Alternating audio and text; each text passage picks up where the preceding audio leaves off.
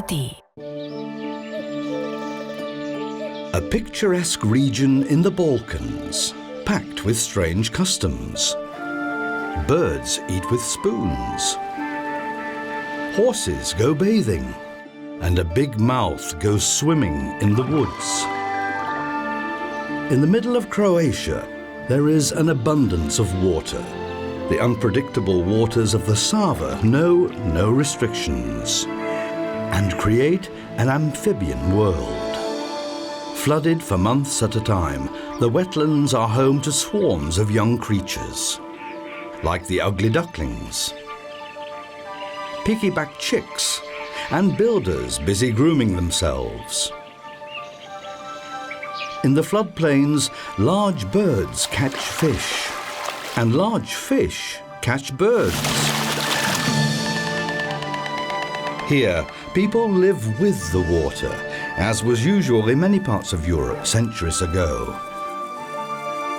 At a time when rivers could meander as they pleased. An ancient cultural landscape in which many domesticated animals can wander freely all year round, like the deer in the forests and the beavers in the water. That landscape shows us today what flood protection can mean.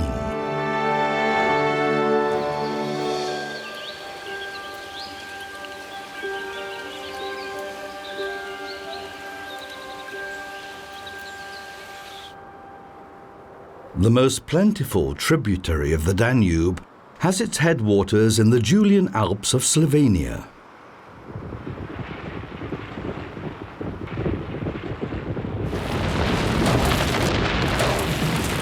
Fed from glaciers, snow and ice, one of its stems has its source in the foothills of Mount Triglav. This is where the Sava River begins its over 940-kilometer journey.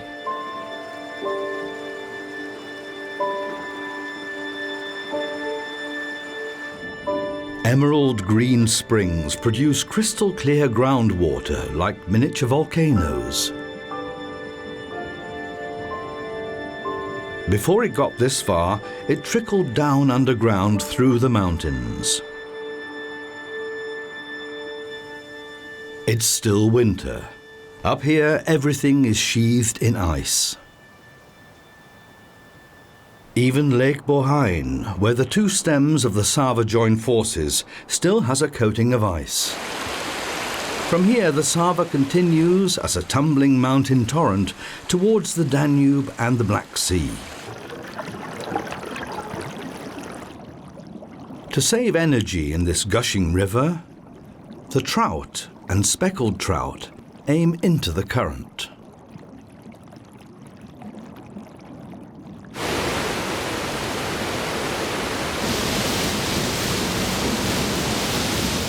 Despite the bitter cold of the winter, many parts of the Sava remain ice-free.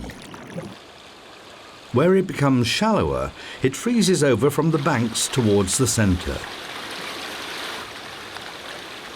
But the fast-flowing current will not permit the ice to cover the surface completely.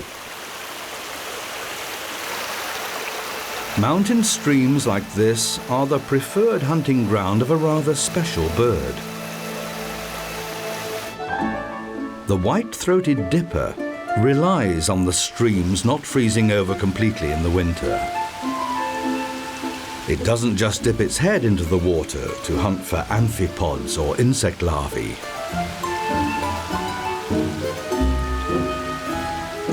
The dipper is the only songbird that can swim and can dive for up to 30 seconds.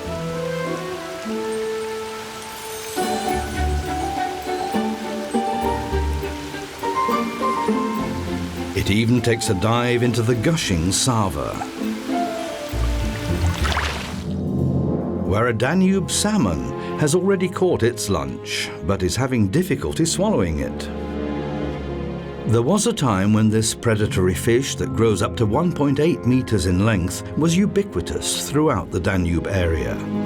Today, the Danube salmon is less frequent, It needs fast-flowing, well-oxygenated rivers with plenty of gravel to breed in. In many places, those rivers have been dammed with barrages and lock systems. This is why the untamed Sava is a crucial retreat for the Danube salmon. The Sava is still passing through mountainous country, but soon the gradient becomes less obvious and the river completely changes its character as it passes through Slovenia, Croatia, Bosnia-Herzegovina and Serbia. The lively mountain stream from the Eastern Alps becomes a leisurely meandering river that joins the Danube at Belgrade. Halfway along, southeast of Zagreb, it snakes through flatlands with only the slightest gradient. Here in Posavina lies the Lonsko Polje Nature Reserve, in one of the last contiguous river landscapes in Europe.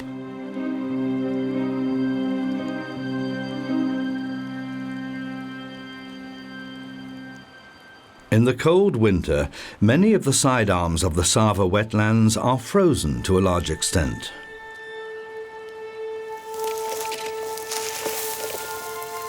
In the Balkans, the summer is much warmer than in Central Europe, but the winter can be very hard. There are not many sections of this tranquil stretch of water that stay free of ice.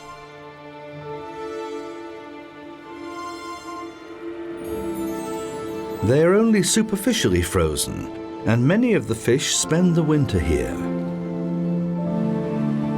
as do the great white heron. They may look exotic, but they can deal with extremely frosty temperatures.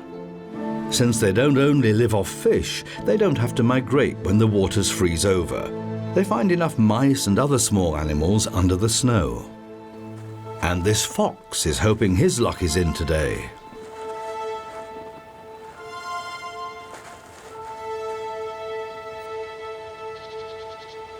The open sections of the Sava are a centre of attraction for many.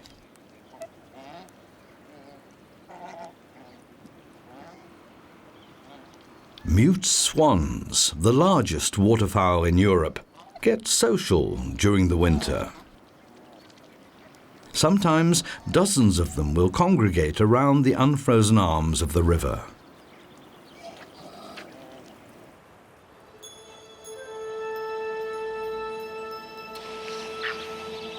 In places like this, no movement in the water will go unnoticed by the white and grey herons. After all, it might be a fish, and in these temperatures, every calorie is precious.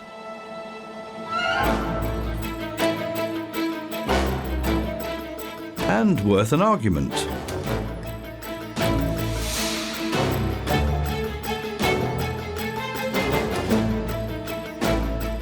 And this wild boar does not want to be left out.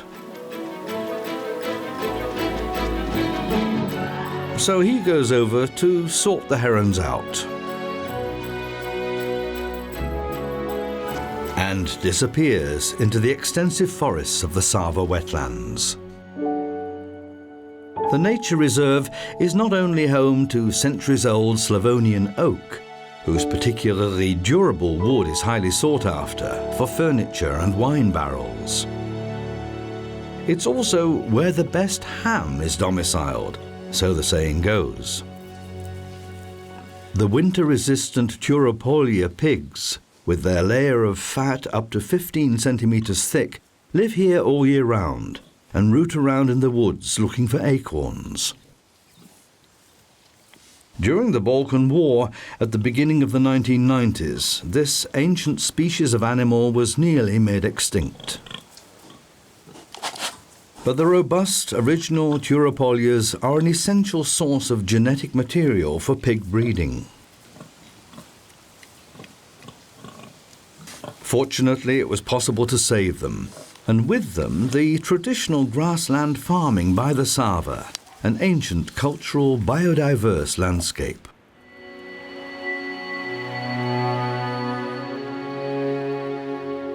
Artificial canals cut their way through the wetlands, but the neatly felled trees were not the work of humans. fresh tracks indicate that they're still active even in the cold season. Beavers do not hibernate. These large rodents have to eat regularly. They've stocked their underwater larders for difficult times. But wherever possible, they prefer to save their energy and eat fresh bark, even if the way to the next snack is a little slippery. Even the magpies can take a slide.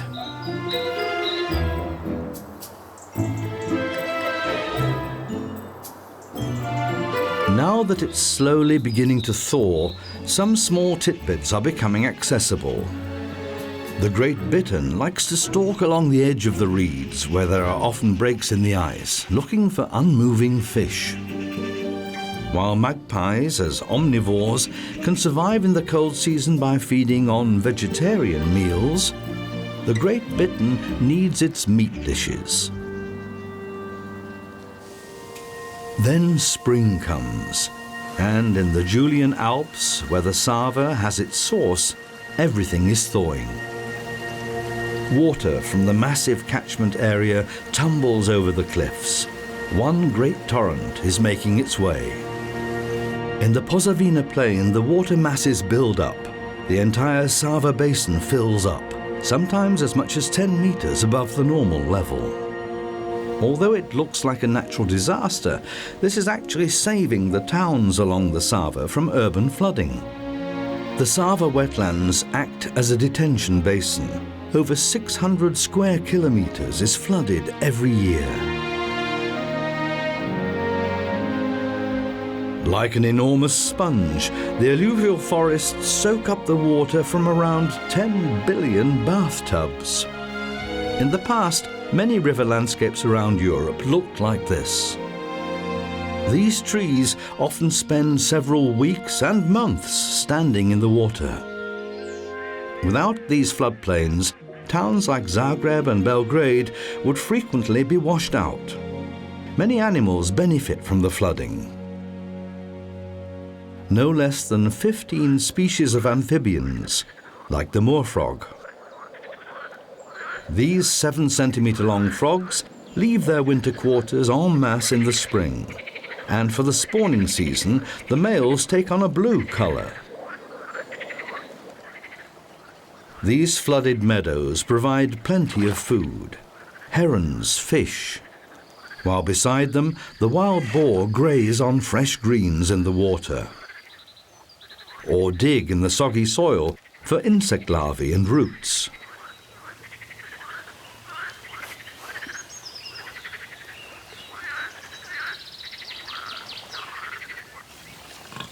Even the Turopolia pigs wade in the marsh. With their powerful snouts, they plough the river landscape. Their digging action breaks up the heavy soil, allowing fresh grass to establish itself in the nutrient-rich mud. By maintaining this traditional meadow management system, the inhabitants of the Sava region have found a way of making the most of the wetlands despite regular flooding. They live with the water rather than fighting against it. Since the level can rise by 10 meters overnight, the houses are built on embankments and usually 2 stories high. When the floods come, the inhabitants move up to the top floor. The Sigurd village has 70 timber houses and used to be home to 300 people. There are now only 120. But they have subtenants. There are over 40 pairs of storks nesting on the roofs. Sigurd was christened Europe's first stork village. The inhabitants support the storks and provide platforms for them to build their nests on. The alluvial forests are a plentiful source of nest-building materials. A stork's nest can have a diameter of 2 meters. Many are the work of successive stork generations. When the partner returns carrying building materials, he or she is greeted with bill clattering. The nest is also the mating location. a balancing act high up on the roof.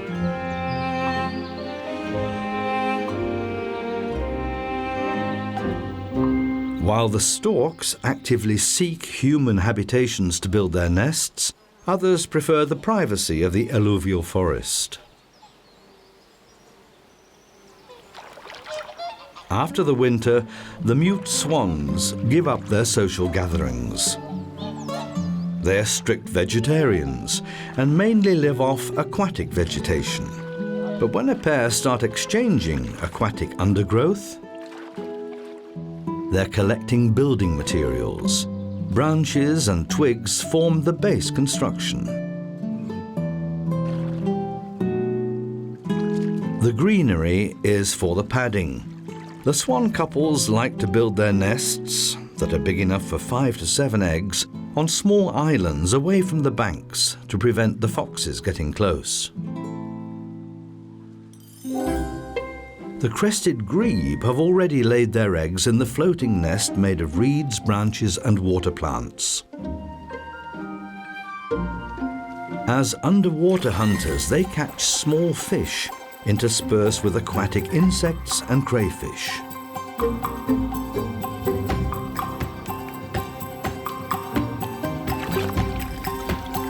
This one has caught a particularly bulky specimen. Swallowing this large crayfish with its hard shell and cumbersome pincers is quite a feat.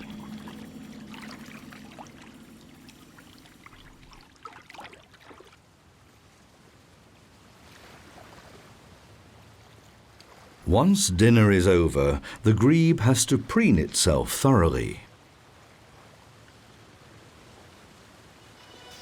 What looks like a heap of old sticks dumped in the forest is in fact an architectural masterpiece. Beavers build dams to maintain a steady water level. The entrance to their lodge is underwater to keep out land-based predators. They may not look very graceful. A beaver can weigh up to 40 kilograms, which is heavier than a roe deer. But underwater they cut a very streamlined figure. They propel themselves forwards with their hind feet. The scaly tail acts as a rudder.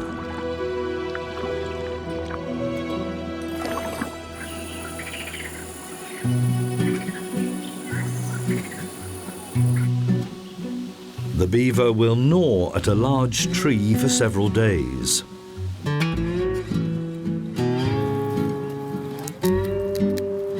Once the tree has been felled, they will gorge themselves on the juicy leaves and buds from the crown of the tree.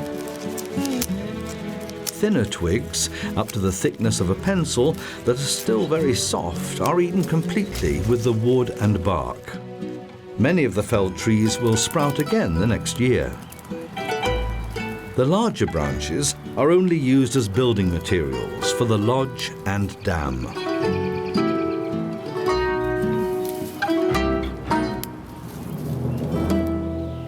This is what causes beaver lakes with constant water levels. These permanent water features created by beavers are extremely important for the plants and animals in the alluvial forests. The European pond turtle, for example, one of 12 reptile species in the nature reserve. These turtles prefer thick underwater vegetation with muddy sediment. They usually mate in the water. On dry land, it can be a risky affair. In summer, beavers will mainly eat juicy green vegetation, fresh herbs and foliage, buds, and water lily roots. They generally only live off tree bark in the winter when there's nothing else. A fully grown beaver needs 1 kilogram of fresh vegetable matter every day. When they dive, they can stay underwater for 1/4 of an hour. Their nose and ears are closed off. They can see because their eyes are protected by an additional transparent skin.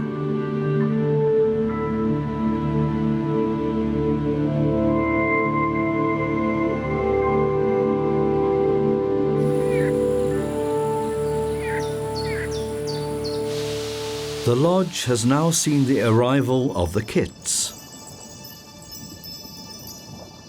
Between April and June, the female will give birth to 1 to 4 kits with hair and their eyes open. The young spend the first month in the living quarters of the lodge. For 6 to 8 weeks, they're suckled by the mother. As long as the kits are in the lodge, they're safe.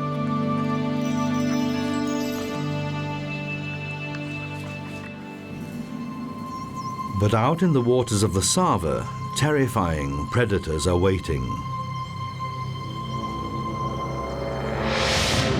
Catfish can grow to 1.5 meters long and weigh more than 50 kilograms. Some have even been known to grow to 3 meters in length and reach weights of over 150 kilograms. The Sava Wetlands are home to one of the largest catfish populations in Europe. They're usually loners.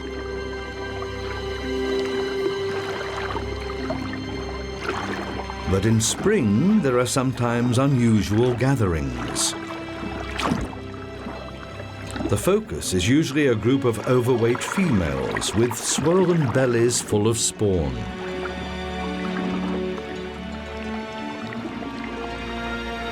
A large female can lay up to 500,000 tiny eggs.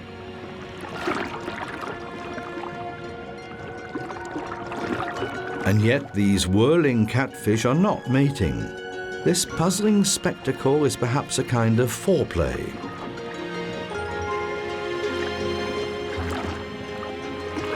The mating act takes place only between 2 catfish in private, after the male has created a spawning burrow in the shallow water, close to the bank, among thick underwater vegetation.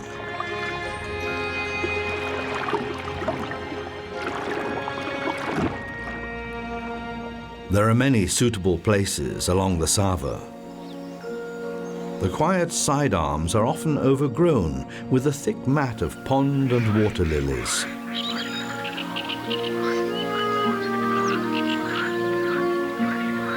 Their juicy branches are nourishing tidbits for the beavers.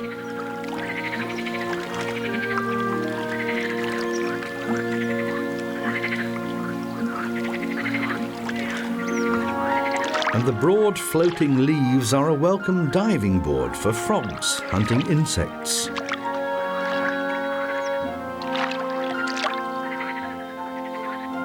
In this way, the fertile waters of the wetlands are a good source of food for many species and a nursery. One of the most common fish in the Sava is not even from this area. In the densely vegetated shoreline, pumpkin seed fish with their black mark on the gill cover have found a home. At the end of the 19th century, the fish was introduced in Europe from North America and escaped from some garden ponds. Since it breeds several times a year, it was able to spread rapidly across the continent. The pumpkin seed protects its spawning burrows aggressively.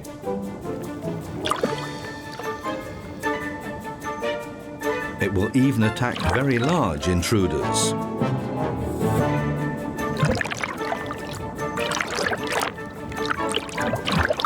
One level higher, another baby has just freed itself of its eggshell. Stripy as squeakers or baby boars, its siblings are already swimming around the nest. The chicks of the crested grebe do not all hatch out at the same time, but a day apart.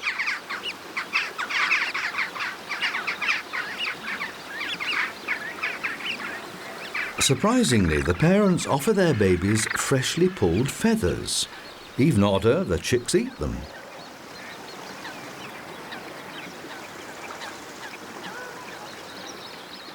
One explanation might be this. It's possible that the feathers protect the tender stomach linings of the babies against sharp fish bones.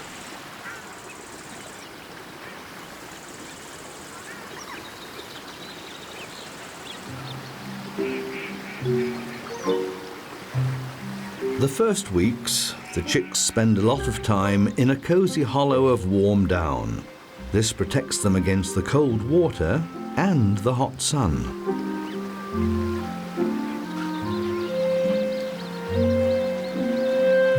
Frequently, the parents will go swimming with the chicks on their backs, and they have even been known to dive with them.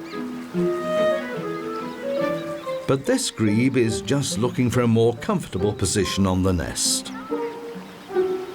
In their piggyback position, the chicks are relatively safe from predators in the air and in the water. The Sava Wetlands offer many different possibilities for undisturbed nesting.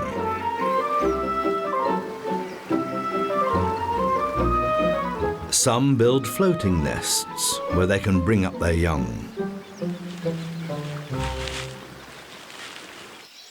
Another crested species, the hoopoe, finds safe breeding in tree hollows in the oak forests.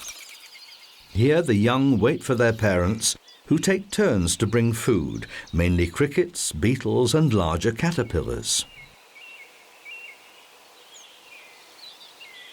In the alluvial forests, the penduline tit hangs its nest from a branch. To build the nest, it uses fine vegetable fibres, sometimes even spiders' webs. The soft pouches used to be collected for use as children's slippers. The hoopoe's nest is now attracting unwanted attention. There are strange noises in the hollow. A starling is intent on stealing nesting material, and the hoopoe keeps well out of the way.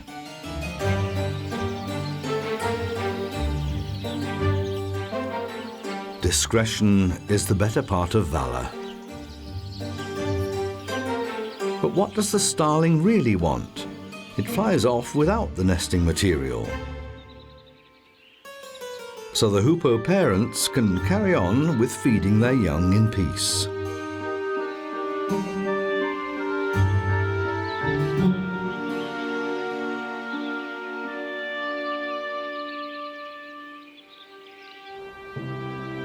Two-thirds of the Lonskopolia Nature Reserve is covered with alluvial forests. One-third is wet meadowland, which provides the storks with a well-stocked larder to choose from.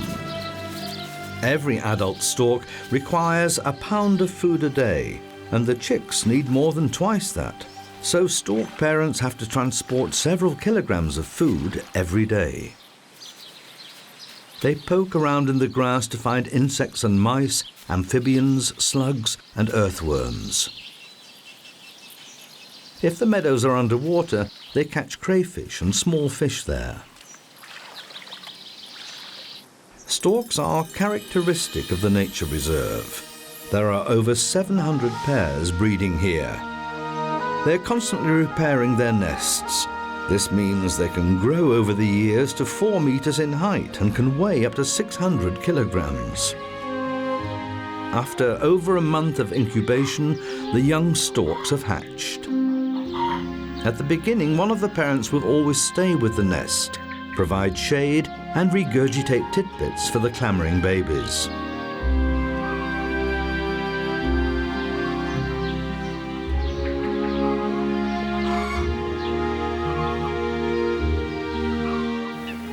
Everywhere in the wetlands, there are newborn babies.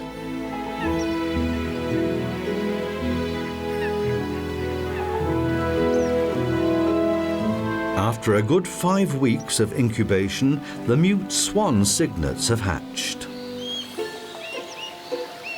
In their greyish-white plumage, they're anything but ugly ducklings.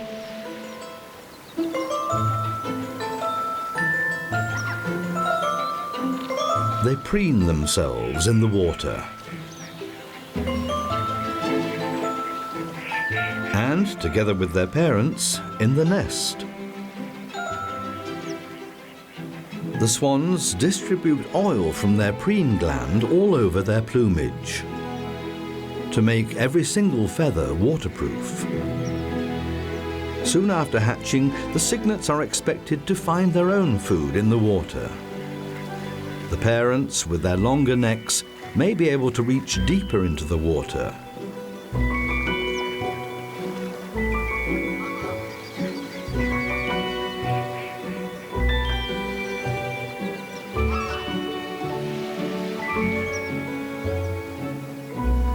But that doesn't mean they're going to give away any of their lunch.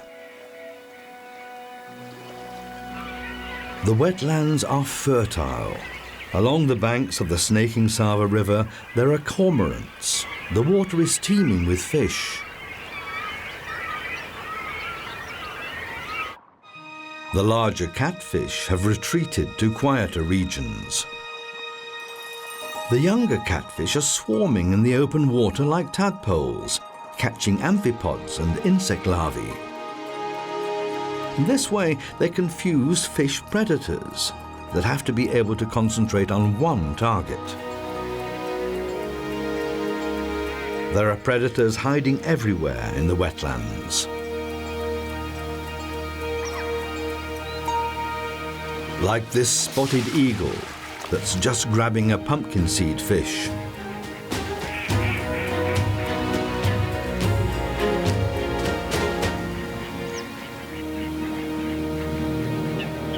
The noisy cormorant colony, where the birds brood together high in the trees, can be heard from a distance. The older fledglings extract their lunches from deep inside their parents' throat pouch.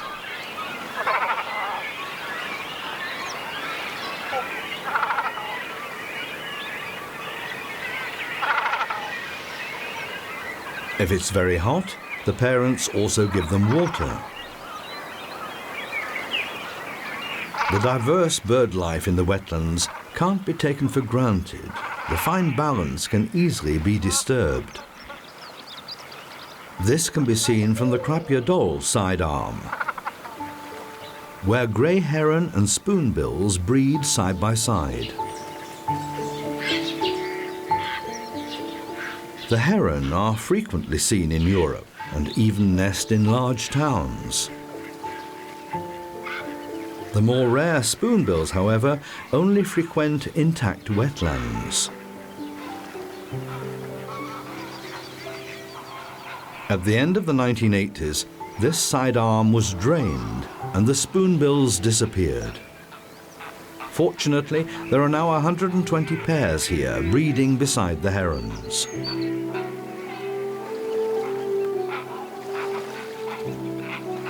After the side arm was returned to its natural state, the spoonbills returned within 2 years and are now bringing up their young again in this joint colony.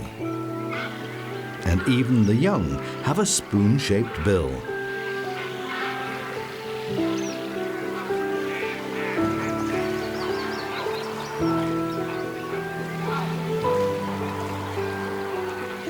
Today, 1/10 of all the spoonbills in Europe breed in Croatia.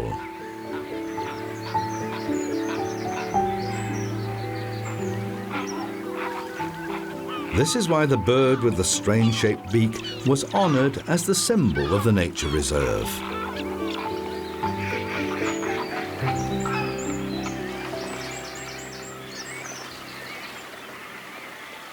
In the slit of the side arm, there are other birds with odd-looking beaks. The bill of the pied avocet bends upwards towards the tip, while the spoonbill uses its extremely sensitive bill to search the riverbed for aquatic insects, crayfish and clams. The avocet sifts for small animals in the shallow silt.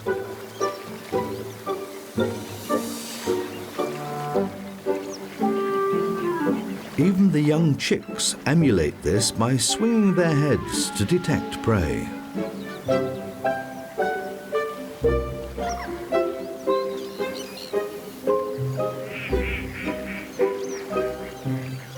Since their tools dictate the way they search and what they find, they do not infringe on each other's territory in the Croatia side arms.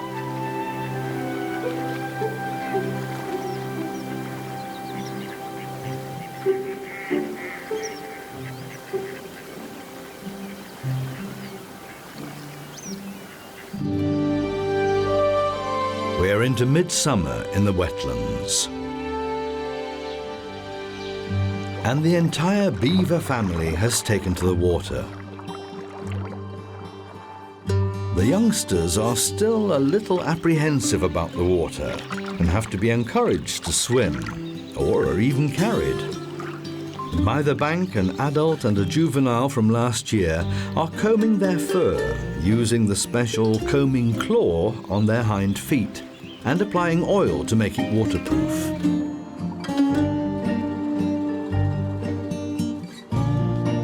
They tend to spend several hours a day in the water on average and can't afford to catch cold. On average, the Sava wetlands are flooded for 30 to 100 days a year.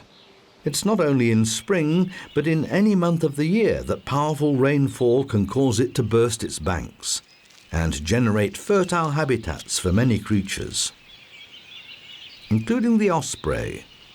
Although it only weighs 1.5 kilos, it's able to catch fish weighing 2 kilograms.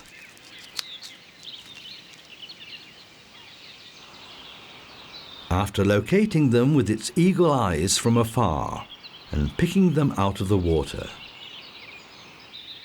In the Sava wetlands, with their plentiful supplies of fish, the eagles also have ideal locations for their eyries in the tall trees. Normally they produce 2 to 3 chicks. These youngsters are already a few weeks old, allowing both the parents to leave the nest regularly to bring home enough food for the family.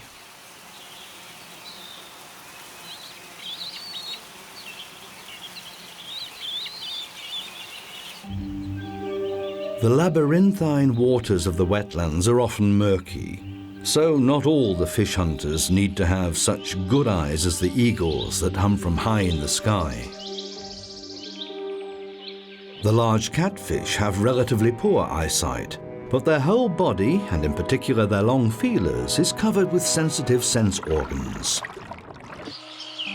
This allows them to notice quickly in the muddy sediment of the sidearms if a competitor has already staked out a good hunting ground. With their large mouths, catfish can catch not only fish and crayfish. Their hearing is so sensitive that they can detect vibrations outside the water and go to check out the hunting options. In the flooded alluvial forest, the catfish is looking for a particular hunting ground.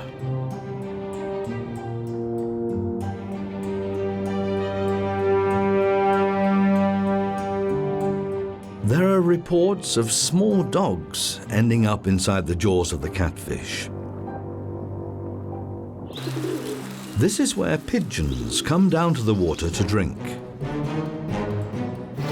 Their flapping wings are a giveaway. That attack was a failure.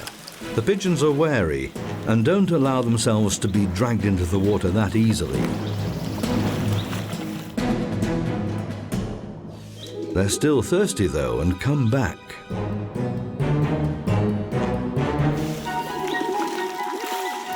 A new opportunity for the catfish. The pigeons are forewarned, but they keep coming back. The third attack is a success. In the summer, the meadows are a blaze of red. A sea of poppies growing in a field near the village. In agriculture in the Sava wetlands, the emphasis is on livestock breeding, but in some places arable farming is also possible. Peppers and sweet corn cobs dry outside the houses, as they have done for hundreds of years. There's twittering coming from the rafters. House martins. In the protected environment of old houses, we find a whole colony. Some of the house martins have been here twice this summer.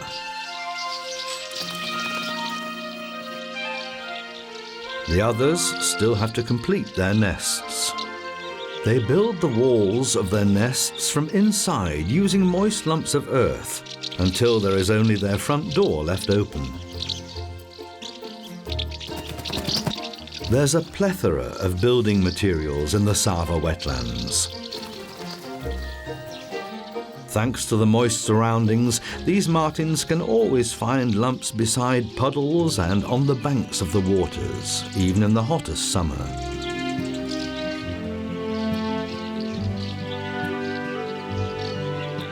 It takes around a fortnight to build a nest.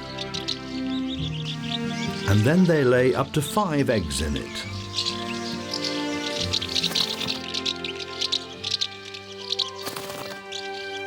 And up in the loft, there's a lively commotion.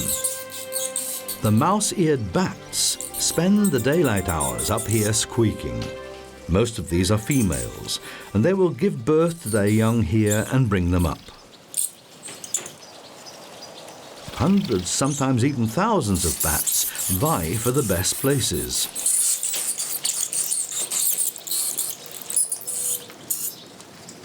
Holding on tight with their claws, they spend the day hanging upside down under the wooden roof. They will swarm out after darkness falls and go searching for food.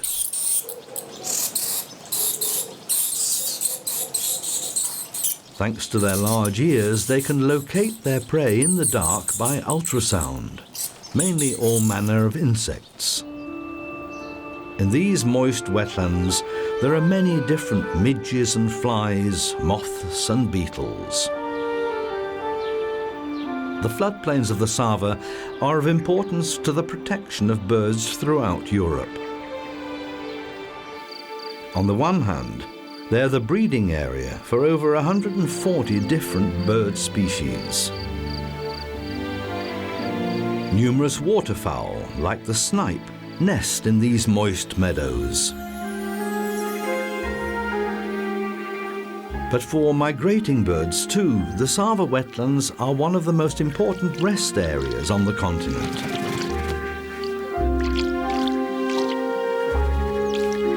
Here they can plan a stopover to recover from their long flights and eat to their heart's content.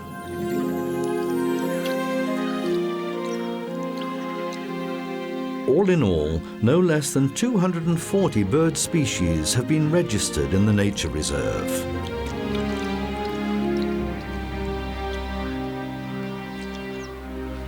Including the curlew. Where the Tauropolye pigs plough up the Sava mud in spring, we now get fresh grass. A great benefit to the powerful Pozavina horses. With their broad hooves, they have no difficulty walking over the softened ground. In the summer, they like to enjoy a cooling bath in the Sava. Since the start of spring, the horses have lived here without any human influence in the wetlands, with their fluctuating water levels. This is the ideal environment for grass snakes that can hunt mainly toads and amphibians in the moist surroundings. The snake could hardly catch healthy fish in the river.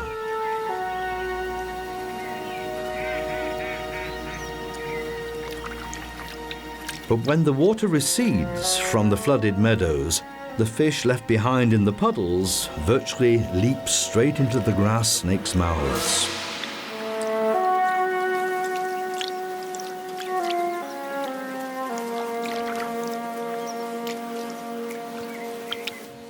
This easy-to-catch prey also attracts storks onto the moist meadows and pasture land.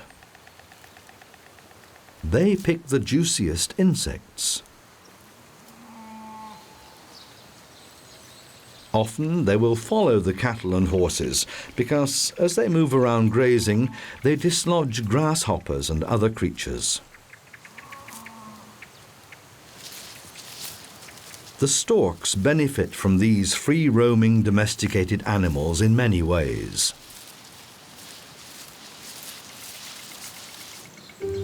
If there were no horses or cattle here, there would be fewer storks. On the one hand, puddles of this kind are maintained by them, because horses and other livestock wallow in them and keep the muddy areas open. The Sava Wetlands owe a considerable degree of their diversity to the hungry stomachs of these large herbivores. Without the help of these natural mowing machines, the damp pastures would soon degenerate into closed oak forests. This traditional pasture farming keeps the ancient cultural landscape alive and encourages hemerophiles like the stork to breed here in large numbers. By the end of the summer, there are more storks living in Sigurd than people. In many nests, 4 chicks are produced, sometimes even 6. When it's really hot, the parents will dribble water from their beaks into those of the chicks. And even grass snakes find their way from the swamp to the nest, and from there into a stork's stomach.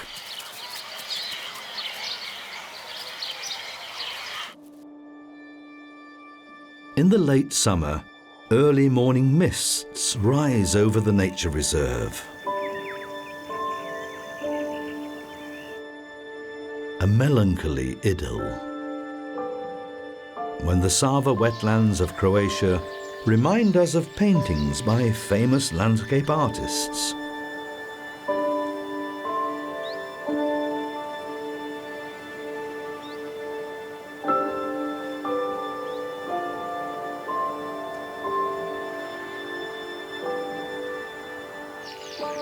And that is no coincidence, because large regions of Europe used to look like this, before the rivers were forced to behave and flooding was normal.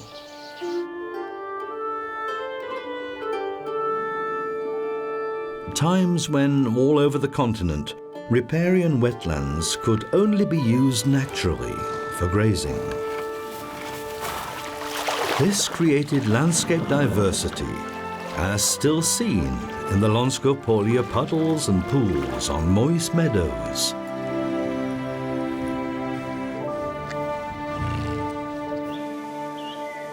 Marshy side arms and river meanders.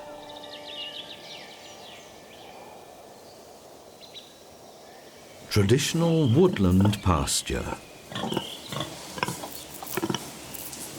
While the Posavina horses spend their winter in their stables, the pigs stay outside all year round.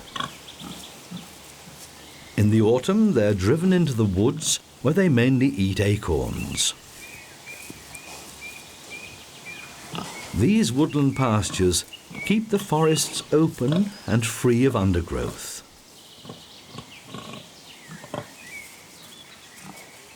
And that produces park-like landscapes in the wetlands. When autumn arrives, there's a lot of action to see and hear.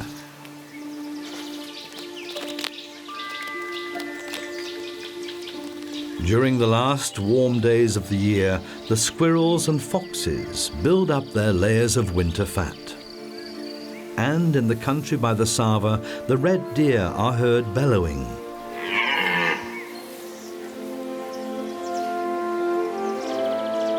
Those from the Posavina region are some of the strongest in Europe.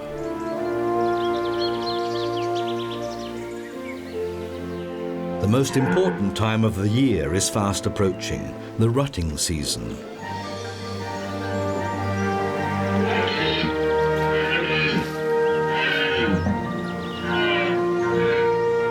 Attracted by the bellowing of the stags, the hinds gather at the traditional meeting points.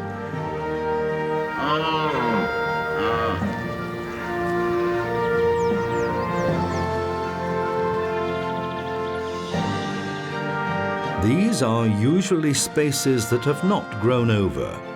The stags need open spaces to give them room to impress the hinds.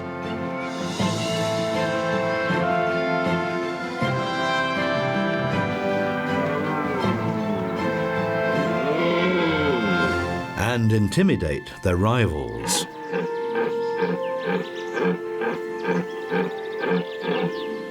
The The last big wetland area in Europe is still a coherent mix of river and flooding, managed pasture and diverse nature. It's like looking into the past of our continent that shows us how natural flood protection for large towns and cities can be. As in the Sava Wetlands of Croatia.